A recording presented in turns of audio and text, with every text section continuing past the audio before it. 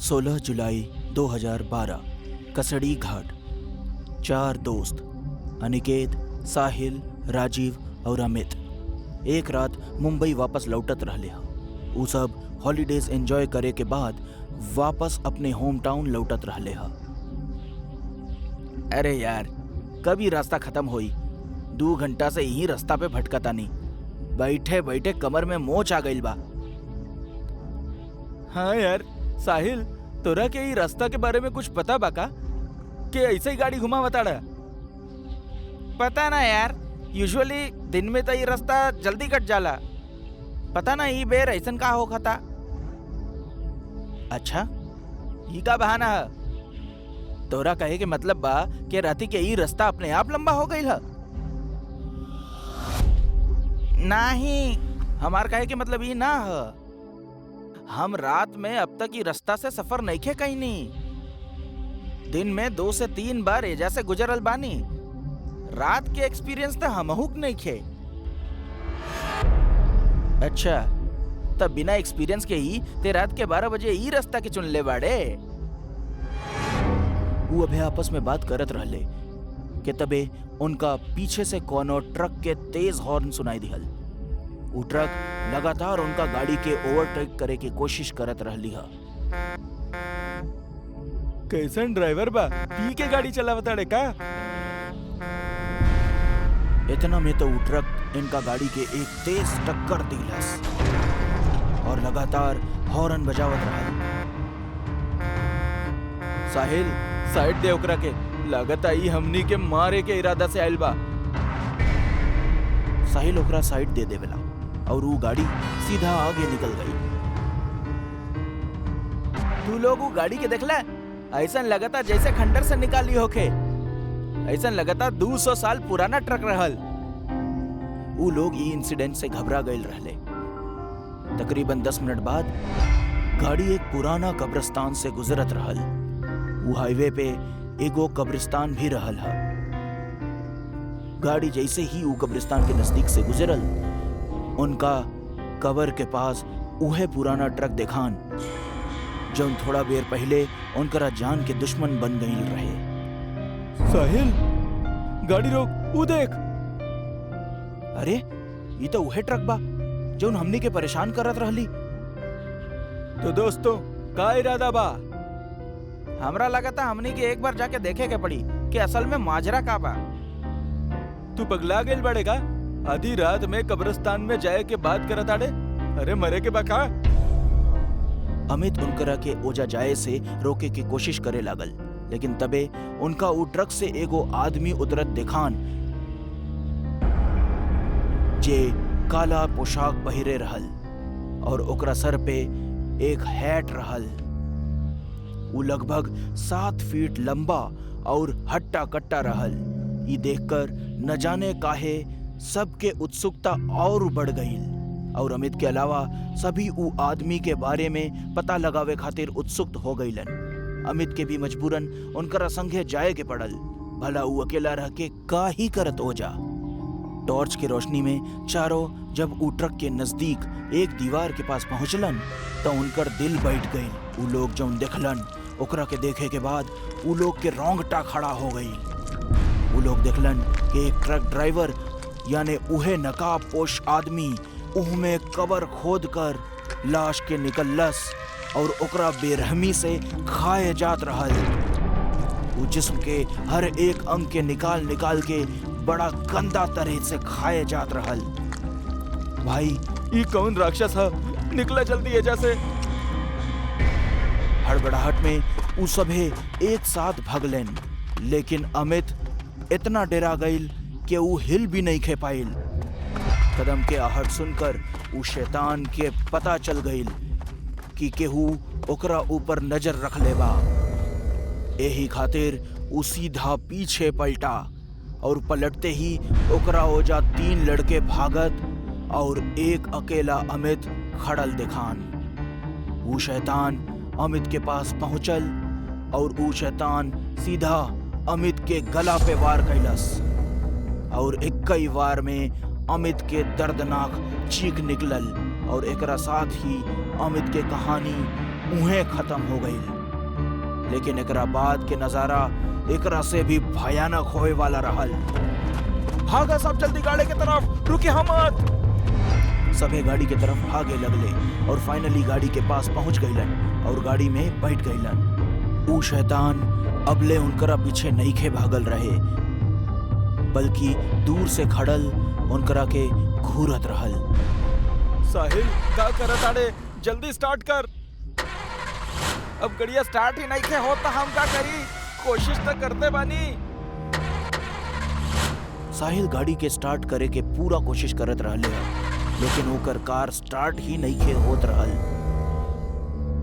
तबे उनकरा देखात रहल कि ऊ दूर खड़ल शैतान अमित के जिस्म के खाए के बाद धीरे धीरे उनकरा तरफ बढ़त रहे। वो अब तेज हो चुकल रहे और वो गाड़ी के लगभग करीब पहुंच गए रहे। लेकिन खुशनसीबी से गाड़ी स्टार्ट हो गई और तेज रफ्तार से साहिल गाड़ी के आगे बढ़ावे लागल। ऊ शैतान ई तीनों के पीछे पड़ गई रहे और तबे ऊ हवा में उड़ल और सीधा गाड़ी पे कूद गई और अनिकेत खिड़की से बाहर अपन मूड़ी निकललेस ई कंफर्म करे खातिर कि ई उहे शैतान बा के ना। तबे ऊ शैतान अनिकेत के सर के अपना भारी तलवार से काट के अलग कर दिहलस और ओकर अधकटा शरीर गाड़ी में ही फड़फड़ावे लागल। ये देखकर गाड़ी में मौजूद साहिल और राजीव दोनों डरा गईलेन और चलता गाड़ी से कूद गईलेन। वो दोनों घास के मैदान में गिरलेन, ऐसे उनका कम चोट आइल। वो दोनों चुपचाप सांस दबाए लेटल रहले, लेकिन उनकरा डर के ऊ शैतान महसूस कर लेलस और फिर ओकरा राजीव एक कोना में दिखा गईल। शैतान लंबा नाखून और अपना धारदार तलवार से राजीव पर वार कैलस, जैसे ओकर दर्दनाक चीख निकल आइल और ओकर कहानी भी उहें खत्म हो गई। ओकर भी सर धड़ से जमीन पे आ गिरल।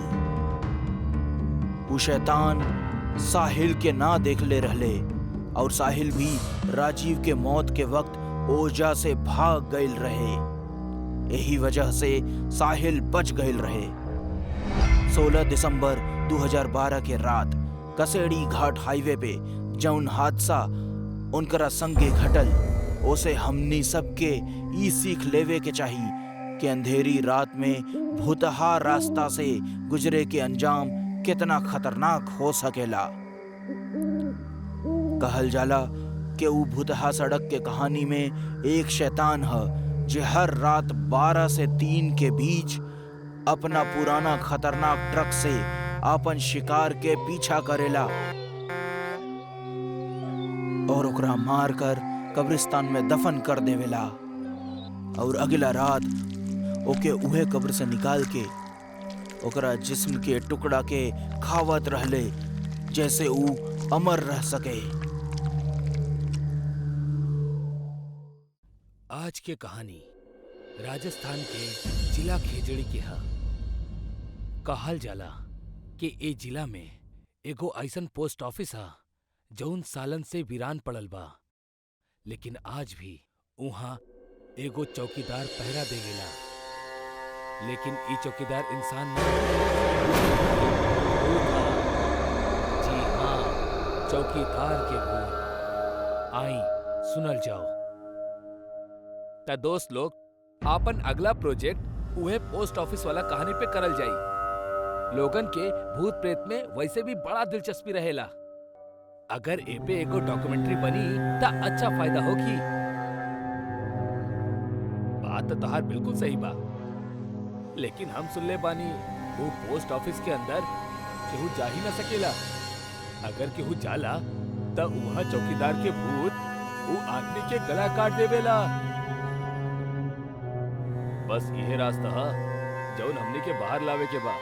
हर केहू ओके बारे में जानल चाहेला, लेकिन अनफॉर्चुनेटली इंटरनेट पर ओकर कोनो भी जानकारी या कोनो भी तस्वीर मौजूद नहीं खे। यही से हमने वो पहला शख्स होखब जे पूरा लोकेशन के सच्चाई लोगन के सामने लेके आई।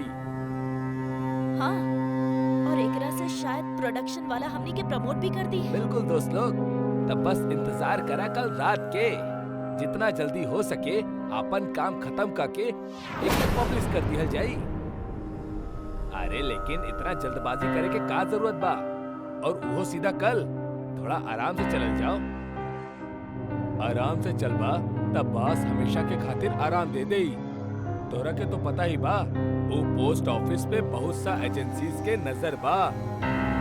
ऐसे पहले केहू और वहाँ जाके झंडा गाड़े, हमके तैयार रहे के होगी। ठीक है फिर सब लोग अपन अपन पैकिंग कर ला। कल सवेरे निकले के बा। सवेरे मतलब हम पहुंचब शाम के और काम होगी रात में। ऐसा कहे हमने ये प्रोजेक्ट पे दिन में भी तो काम कर सके नहीं ना। तोहार अकल का तोहार घुटना में बा भाई। ये भूतिया प्रोजेक्ट था, इनमें मजा हमेशा रात में ही आवेला। वैसे भी दिन में जाए पे मनाई है। अब ज्यादा सवाल मत करा और सारा जरूरी इक्विपमेंट्स कैरी कर ला। Camera, notepad, reel, hand gloves और बाकी अपन अपन सेफ्टी इक्विपमेंट्स भी। एक बाद अगला दिन चारों लोग वो भूतिया पोस्ट ऑफिस के खातिर निकल जाले। सफर तो ठीक ठाक ही गुजरल, लेकिन रास्ता में उनकरा एक दो जगह काफी कड़ा ट्रैफिक के सामना करे के पड़ल। कौनो तरह रात के 8 बजे तक वो सब लोग वो भूतिया पोस्ट ऑफिस के करीब पहुंच जाले। सब लोग हमार बात गौर से। वैसे तो हमने पहले भी कई भूतिया प्रोजेक्ट पे काम कैले बानी, लेकिन सतर्कता हमेशा जरूरी रहेली। सब लोग साथ ही रहिया और पूरा तैयारी में रहिया। एकरा बाद सब गाड़ी से उतर जाले और सामान के बाहर ले आवेले, जैसे वहां के तस्वीर के खातिर कैमरा, लाइटनिंग रील और भी कई सारा सामान। उस सब अपन सेटअप करके सांस लेवत ही रहले कि तब भी उनकर नजर एगो पुराना बल्ब के नीचे खड़ा एगो डंडा ले ले रहा। ए रवि, वो देखा, वो का चीज है? हाँ गाइस, वो देखा। पहला बात तो इतना पुराना पोस्ट ऑफिस में पीला बल्ब कैसा लागल बा। और अगर ये बा भी तो ये परछाई के करबा, जबकि यहाँ हमनी के सिवा और केहू नहीं खे और हमनी भी इतना दूर खड़ा बानी। हितेन, तू खड़ा खड़ा देख का रहल बड़ा। तुरंत तू परछाई के तस्वीर ला। के हम अच्छा ठीक है। हितेन जैसे ही ऊपर छाई के क्लिक करे के खातिर कैमरा पॉइंट करेला,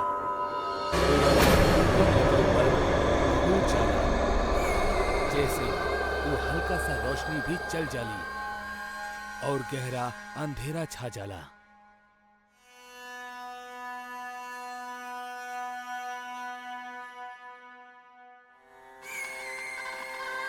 हम तो लोगन से बोल रहल बानी, यहाँ से चलल जाओ।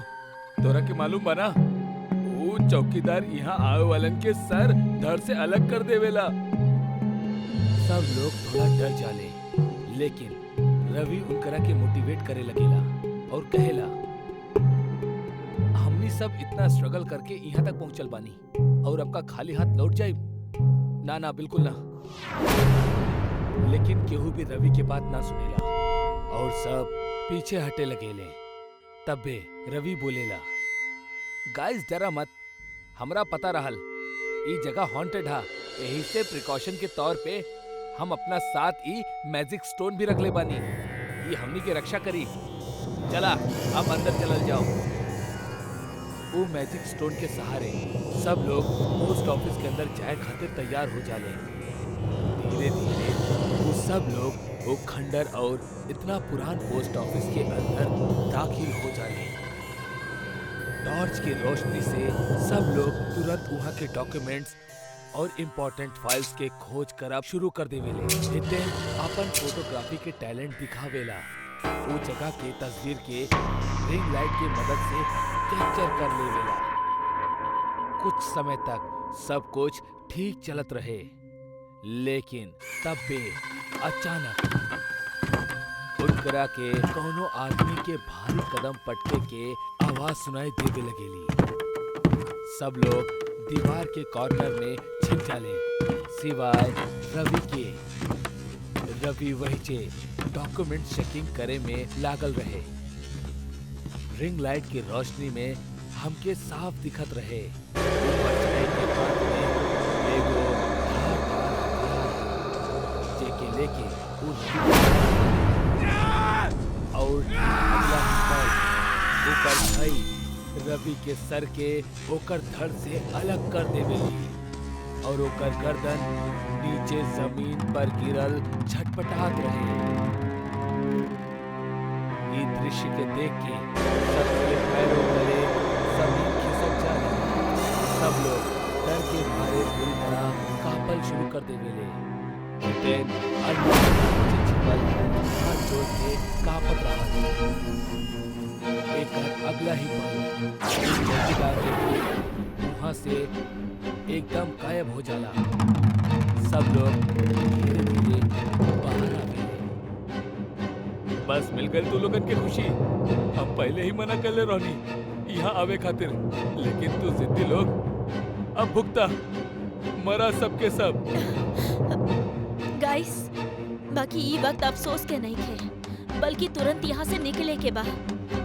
रुका मत, ऐसे पहले कि वो चौकीदार राउंड मारे खातिर दोबारा आ जाए। भागा यहाँ से। ना बाकी 1 मिनट।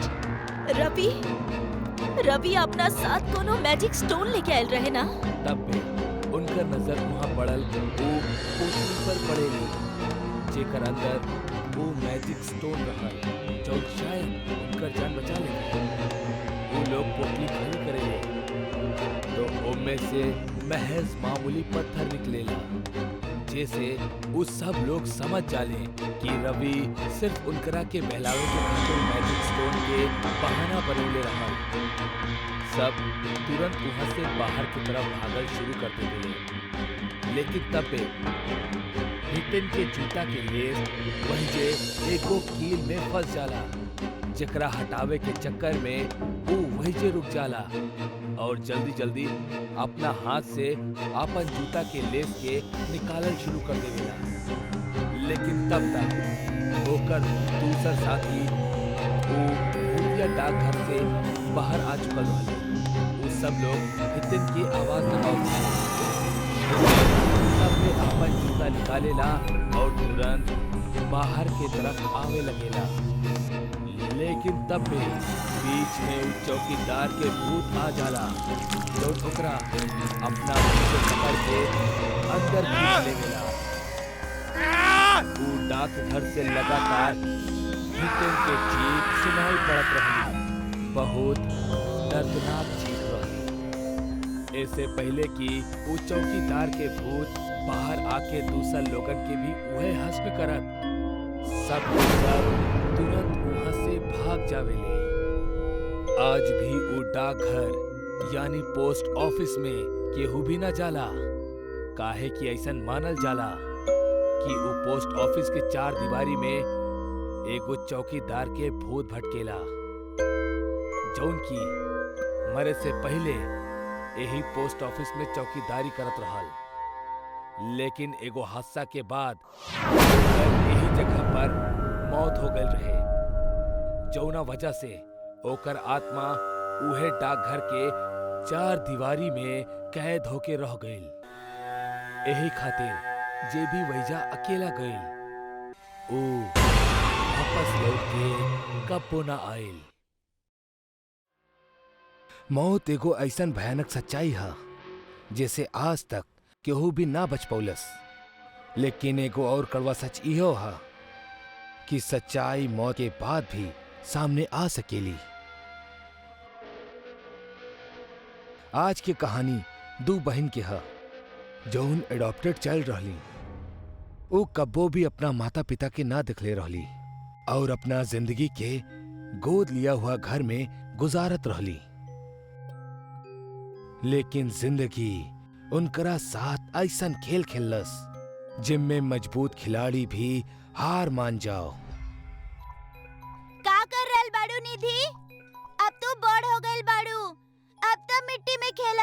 कर दा। दीदी का तू भी? बच्चा लोग आपन कमरा में जा और जाके सामान पैक कर ला। तोहनी के लेवे खातिर मर्फी परिवार नीचे इंतजार कर रहल बाड़े। चला जल्दी जा। काहे कि नैना और निधि अडॉप्टेड चाइल्ड रहली त अक्सर उनके फैमिलीज चेंज करे के पड़त रहे। जिंदगी अब तक खुशनुमा चलत रहल। दीदी सच कहीं तो हमरा ही परिवार के छोड़ के जाए के बिल्कुल मन न कर रहल बा। बाकी अब दोसर कोनो रास्ता भी तो नहीं खे। हमनी अनाथ के जिंदगी ऐसने हो खेला, एक घर से दोसर घर, दोसर घर से तेसर घर। दोनों अडॉप्टेड बहिन अब ही जिंदगी के लड़ाई में बहुत छोट रहली। नैना जहाँ 13 साल की रहल तो ओकर छोट बहन निधि 10 साल की रहली। अब उनकरा के मर्फी फैमिली में जाए के रहल। दीदी का तोहरा के पता बा मर्फी आंटी बहुत खड़ूस बाड़ी। उनका बच्चा से कोनो खास लगाव नहीं खे। फिर न जाने काहे ई हमनी के लेवे आइल बाड़ी। हाँ, ई बात त बा सही। काहे कि हम भी सुन ले बानी कि इनकर स्वभाव बहुते अजीब बा और व्यवहार बहुते खतरनाक बा। पहिले भी कितना लोगन इनका यहाँ से बच्चा के गुमशुदा होके के किस्सा बतैले बाड़े। बच्चा लोग बाहर गाड़ी में बैठ जा। हाँ, शाम होके वाला बाना, जा। हाँ जा। दोनों बहन अब मर्फी फैमिली पहुंच चुकल रहली, लेकिन वही जा उनकरा का अब तक के सबसे अच्छा एक्सपीरियंस होखत रहे। घर कोनो आलीशान महल से कम ना रहल और रोशनी से चकाचौंध रहली घर। ओ रात दोनों बहन सुत गईली और अगला सुबह उठली तब मर्फी उनकरा बगल में बैठल रहली। बच्चा लोग वैसे तो स्कूल गइल बहुते जरूरी बा, है ना? बाकी हम तोहनी के दो रास्ता देतानी। हाँ, चाहे तो घर के सारा काम करा, चाहे स्कूल जा। नैना के पढ़ाई पसंद न रहल, यही से वो घर के काम करल जरूरी समझलस और निधि स्कूल जाए के फैसला कैलस। तकरीबन 1 हफ्ता बाद नैना, ए नैना, जल्दी से डाइनिंग हॉल पहुंचा। चला। डाइनिंग टेबल पे बैठला के बाद निधि तू शुरू कर। आज तोहार मनपसंद पकवान बनेले बानी। नैना, हमरा तोरा से बात करे के बा। हमरा ना पता कि तोहार पहला परिवार कैसे रहल बाड़े, चाहे उनकर का मानसिकता रहल बा। बाकी ई घर में हमनी ईमानदारी के महत्व देतानी और तू जेकरा के अपन बहन कहेलू वो सिर्फ तोहार वहम बा। ई तोहार काल्पनिक मित्र बाड़ी और एकरा से ज्यादा कुछो नहीं खे, समझ लो। तू अब 13 साल के हो गइल बाड़ू। अभी बचकाना हरकत तहरा के शोभा ना देवेला। मैडम ई आप का करल बानी? का निधि आपके दिखाई ना देली? ई हमार काल्पनिक चाहे सपना के बहन नहीं खे, बल्कि असली बहन बाड़ी। आप हमनी दोनों के अडॉप्ट कैले बानी ना? ना ना नैना, हम सिर्फ तोहरा के गोद ले बानी। हम केहू दोसर लड़की के ना जाने नी। और निधि कह के जेकरा के तू बुलावेलू ना, असल में ओकर ई धरती पर कोनो अस्तित्व ही नहीं खे। मर्फी के ई बात सुन के नैना के तो गुस्सा आवत रहल, लेकिन वो अपना भावना के व्यक्त ना कर पौलस और नाराज होके वो अपना कमरा में चल गई। नैना मन ही मन में बड़बड़ात रहली। का हम पागल बानी? का निधि जैसन केहू लड़की असल में बाड़ी ही ना? ई सब हमार बहन बा। का हमार यही पागल और बचकान हरकत की वजह से पुरान परिवार वाला लोग हमरा के छोड़ देले बाड़े। नैना अपना मन में सवाल करत ही रहली कि तब्बे दरवाजा पे एगो दस्तक भइल। दरवाजा पे निधि खड़ल मुस्कुरात रहली। निधि, निधि तू हमार बहन मर्फी आंटी बाड़ी ना, वो हमरा के पागल साबित करे चाहेली। वो कहेली तू असल में बाड़ू ही ना, जबकि तू बाड़ू। सच कहिया, कहीं कहीं हमार वहम, कहीं पागलपन तो नहीं खे ना? सच बोला। निधि के आंख में आंसू रहल और वो बिना कोनो जवाब देले सीधा चले लगली और वो बेसमेंट के पास जाके गायब हो जाली। नैना बेसमेंट में पहुंच चुकल रहे। तब बे ओकरा भूरा बाल वाली और चेहरा पे बहुत झुर्रिया वाली एगो औरत दिखलस। ओकरा के ठीक से देखला के बाद पता चलेला कि ई तो मिस मर्फी ही बाड़ी। नैना के दिखेला कि मर्फी असल में कोनो इंसान नहीं खे, बल्कि एगो नर भक्षणी डायन बाड़ी। तब बे वो प्लास्टिक के थैला में से एगो लाश के बाहर निकललस। ऊपर बल्ब लटकत रहल, जेकर रोशनी में नैना के साफ दिखेला कि वो लाश केहू और के ना, बल्कि निधि के रहल। नैना अंदर से कांप उठलस और अब ओकरा के समझ में ना आवत रहे। ओकरा के बहुत डर लागत रहे और रोआई भी आवत रहल। लेकिन अगर मर्फी ओकरा के अब ही इहे वक्त देख ली त जाहिर बा तो ऊ ओकरा के भी मार देई। नैना दबे पांव अपना कमरे में आवेली और दरवाजा कस के बंद करके रोए लगेली। अब तो ऊ और भी ज्यादा डरी और कंफ्यूज्ड रहल। कुछ समय बाद वो नॉर्मल हो खेली त ऊ ई सोचेली कि असल में पूरा मामला बा का। असल में वो अब ही निधि के लाश के दिखलस, जबकि कुछ देर पहले ही वो निधि के साथ डाइनिंग टेबल पर बैठल रहल। कहीं ऐसन तो ना कि मर्फी निधि के कत्ल कर देलस और अपना कातिल के कैरेक्टर के छुपावे के खातिर निधि के अदृश्य साबित करे के ढोंग कर रहल बाड़ी। लेकिन अगर ऐसन बा भी त निधि ओकरा कैसे दिखाई देताड़ी, जबकि वो तो मर चुकल बाड़ी। ओकर सिर ई सब सोच सोच कर फटत जात रहल कि तब बे ऊ अपना बगल में निधि के बैठल दिखली, जेकरा देख के ऊ बहुत ज्यादा डर गई। दीदी तू डरा मत, ये सच बा कि हम मर चुकल बानी और हमारा कोनो वजूद नहीं खे। बाकी हमार कातिल वो चुड़ैल मर्फी ही बाड़ी। ठीक पिछला हफ्ता के शनिवार के रात के जब तू बार्बर अंकल के साथ मेला देखे गए रहलू ना, तब हम गलती से मर्फी आंटी के रूम में चल गए रहनी, जहाँ जाए के वो सख्त मना करत रहली। मर्फी आंटी के कमरा में उनकर असलियत रहे, जैसे भूत के कॉस्ट्यूम, बड़ा नाखून, सफेद बाल और खून के बोतल। हमरा मर्फी आंटी देख लेली और अपन असलियत छुपावे खातिर हमरा के धोखा से बेसमेंट में बुलैली और सिर पे रोड मार के हमरा के मार देली, हमार हत्या कर देली और उहे हमरा के एगो प्लास्टिक के थैली में बांध देली, जेकरा से केहू के हमरा बारे में कबो पता ना चल सके। इतना बता के निधि वहीजा से गायब हो गई। यानी कि नैना के अब पूरा माजरा पता चल चुकल रहल। ओकरा के बहुत रोआई आवत रहल, काहे कि ओकरा और ओकरा बहन में एगो बहुत मासूम रिश्ता रहे, जौना वजह से निधि के आत्मा मरला के बाद भी ओकरा दिखाई देत रहली। नैना सोच ले रहल कि अब वो कोनो भी तरह से निधि के इंसाफ दिला के रही और मर्फी के सजा। यही से अगला सुबह होखत ही ऊ तैमूर अंकल के घर गई और उनकरा के जाकर सारा बात बतौलस। तैमूर उहे शख्स रहल जौन इनकरा के सेटलमेंट मर्फी फैमिली में करौलस।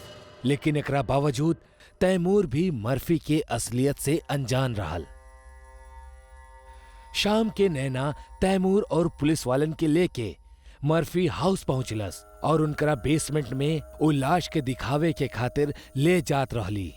बेसमेंट में पहुंचत ही जौन उ लोग देखले, उ देख के सबके दिल दहल उठल। उ लोग देखले मर्फी फांसी के फंदा पर झूलत रहली और अब ओकर असल चुड़ैल वाला चेहरा भी साफ साफ झलकत रहल। उ 200 साल के बुढ़िया नजर आवत रहली। अब तो मर्फी भी मर चुकल रहली, त अब एकरा आगे काही हो सकत रहल। लेकिन नैना निधि के मर्फी के झूलत लाश के बगल में मुस्कुरात दिखलस। नैना समझ गई कि चुड़ैल के इतना भयानक मौत आखिर कैसे भइल। एकर कत्ल निधि ही कैलस। उ आखिरी बार रहल जब नैना निधि के दिखलस। एकरा बाद निधि के दाह संस्कार भइल और फिर निधि कबो भी नैना के नजर ना आयल। मर्फी के अंत भले ही दर्दनाक भइल, लेकिन वो एगो मासूम से ओकर जिंदगी छीन लेलस। 2 बहन के हमेशा हमेशा के खातिर जुदा कर देलस।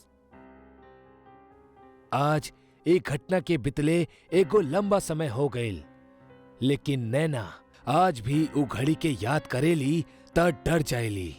खासकर उ लम्हा के जब मरला के बाद भी निधि के आत्मा ओकरा के सच बता देलस और मर्फी के पर्दाफाश कर देलस। यही से कहेले, मौत सिर्फ शरीर के आवेला और भावना दोनों अमर बाड़े। अगर रिश्ता और प्यार पवित्र रहा तब मौत के बाद भी आपके प्रेमी आपके रक्षा करी और आपके साथ रही। भले मर्फी खुद के असलियत छुपावे के खातिर निधि के कत्ल कर दिलस, लेकिन निधि के मरला के बाद भी असल सच सबके सामने आ ही गई।